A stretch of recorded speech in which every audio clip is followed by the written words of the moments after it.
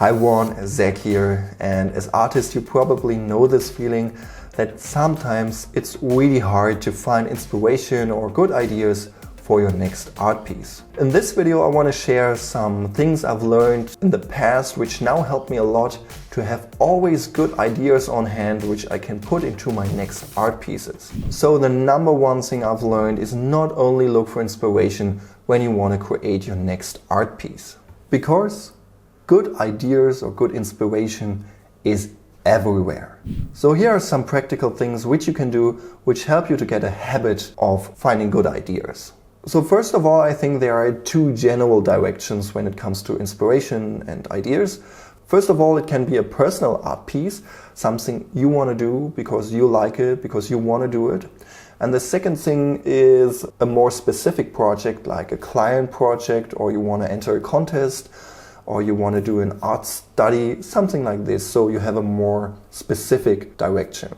For the personal art, it's more broad. You have a wider range of things you can do. And for the specific projects, you mainly have a specific topic or description of the project, so you should create something specific. So the first thing we need to do in general, before we start collecting ideas, inspiration and so on, is to define the general topics which are related to this direction. So, for example, when it comes to my personal art, there are some general topics I like science fiction, robots, nature, quirky monsters and creatures, self-made rusty vehicles, heartwarming stories, being on the road, experiencing a nice adventure, stuff like this. When it comes to a specific project, then it might be for a challenge. There you have a specific theme, and for the theme you collect the general topics which are related to this. So you define the general categories and keep them somewhere in your head. So they are always on. You know this is the direction you want to go. So, and then comes the most important part, finding the inspiration. And as I told you, inspiration is everywhere. But we have to look at the world around us consciously. We have to be aware of everything. The main problem here is if we look at things, our brain immediately tells us what the thing is. So if I look at this camera, for example, I'm staring at, my brain tells me this is a camera. And then, yeah, it's an ordinary thing, I know it, and my attention goes to something else. But if we are conscious about the things we are looking at, I turn on my brain and analyze what I see. So then I don't only see a camera in general, I see a lot of different buttons, I see the texture, I see the lighting, I see maybe a story or emotion that is somehow related to this object I'm looking at. Then all these bits and pieces I can use to create something completely different, which is not related to a camera. I mean, all those pieces are interesting and pretty good for some parts on my robot drawings, for example. That means every time you look at something, try to analyze what you're looking at. Try to analyze the shape, the material, the color, the light, the reflection, the story, emotions, everything. Maybe it helps you to think about children. If a child is born and comes into this world, everything is new. Everything is something interesting because this child does not know what the things are he or she is looking at. Here, for example, my little son, 1 year old, is experiencing his first snow, and this might be interesting. I mean, his facial expression tells us something different. But anyway, he doesn't know what snow is, so it is something interesting. So, and if you get this child view and look at things, everything is interesting again, because everything is not what it is. It's something to explore, something very exciting. So, and if you look at the things in the world around you with those exploring eyes, then you find so many good ideas because you combine all the bits and pieces you find. Basically, this happens automatically in your brain. And what I do to not forget all these ideas is to write them down. You can have a notebook, for example, or I just use Evernote or Trello to collect my ideas. And I don't write a long text about the ideas, just 3 or 4 words defining the general idea I had, and that's enough to start an artwork basically. Also make use of your smartphone. Use it in a practical way, not only for social media, because you can make photos with this thing. So just take a photo of the things you see and which are inspiring you.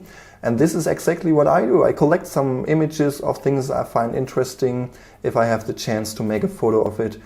And it just works perfectly fine to find a lot of cool ideas. Then you will have a never-ending list of cool ideas which you always can pick from when you want to create your next artwork. So now I want to show you a practical example on a specific artwork I created and how I got to this idea. So let's take a look at my ArtStation profile. Let's go to 3D here and let's take a look at this final takeoff rendering. This was created for the Hamster 3D Car Render Challenge 2016. So the direction was car rendering. So when I think of cars, I have to admit that I don't like this clean, super shiny, perfectly in shape cars. I like this more rusty old stuff which have some self-made elements on it, which make this for me look interesting. I had my brain turned on to find inspiration related to cars.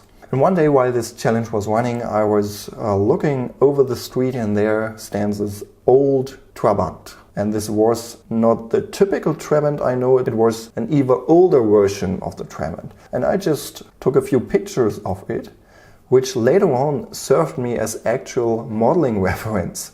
So this was totally perfect. But this was one important element which later on created the story in my head. Then also I was driving somewhere and saw these birch trees, and I find them really interesting because it was fall time here in Germany at this moment, and somehow I just find them totally inspirational because I really like the shape, the color and this fall feel which they delivering. And also I took this photo here of this fence and this dry meadow. Yeah, and you can see I've collected all these different bits and pieces which are related to the topic cars and related to the things I like. And at the end I basically combine the things I like with all the inspirations or these impressions I got to my final image. So I think it's really helpful to just have a few impressions of a thing which then helps us or our brain to generate the ideas we are looking for. So for this car rendering here, it was very specific. I had this meadow, I had this birch trees, I had this car, which I put together. But certainly it can be very unspecific. Like if you're watching on a certain shape you find interesting, which then help you to create something. And to better understand what I mean with only picking a few parts out of something and create something completely different out of it, let's take a look at this photo I took with my smartphone. Here you can see a cone and take a look at this. I immediately think about a dragon when I'm looking at this. Look at these interesting spikes up here. This could be the head of the dragon. And then look at this interesting shape of the scales here, or the gradient on the scales. This is so inspiring, not only for creating a dragon, you can use it also as color scheme for your next creature design. And these are many smaller parts on a certain object which can inspire you to create your next art piece.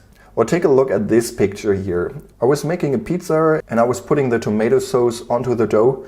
And you can see this is a pretty interesting shape. I mean, we can create some sci-fi elements just with this random shape here, or some snake, dragon thing, whatever. Also, if you ignore the shape, look at this very interesting texture, or this transition over here from this darker area to this brighter area where the more fluid part is separating from the more solid part. I mean, there are so many interesting aspects on this thing here which you can somehow implement into your art pieces.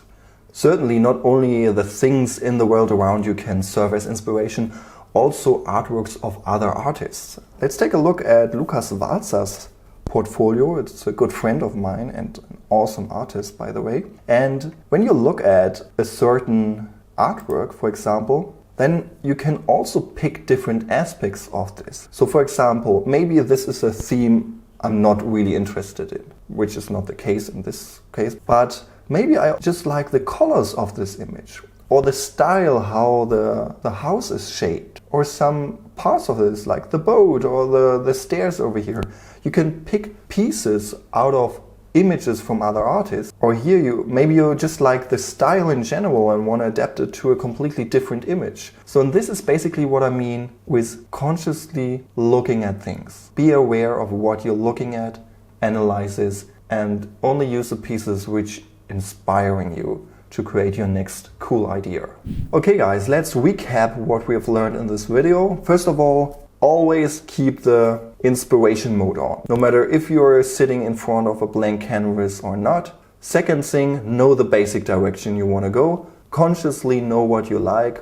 And the third thing is look at things with children eyes, with exploring eyes, and analyze what you're looking at all the time. Then you will create a visual library in your head, and from this library you can always pick things and combine them to cool new ideas. And certainly write your ideas down, create a list which you can always pick from, and maybe take some photos of things which are inspiring you. Yeah guys, that's it with this video. I hope you liked it and learned a few things, and I really hope that this helps you in the future. And if you have some other cool strategies to find inspiration or cool ideas for your next artworks, then let me know in the comments below so that everyone can benefit from this. And I'm also eager to learn more new things which can help me to make better art in the future. Also, if you need a friendly kick in the butt to keep going making awesome art, check my weekly CG challenge on weeklycgchallenge.com, which is a 2-week challenge which I run with a few friends, where you can participate, make awesome art, and win some very cool prizes. Just click here if you want to learn more about it. Also, I put some links to inspirational websites into the video description, so make sure to check them out. And yeah, if you want to see more of my artworks, check out my ArtStation portfolio or Instagram. The links you also find in the video description. Thanks for watching and see you in the next video. Goodbye.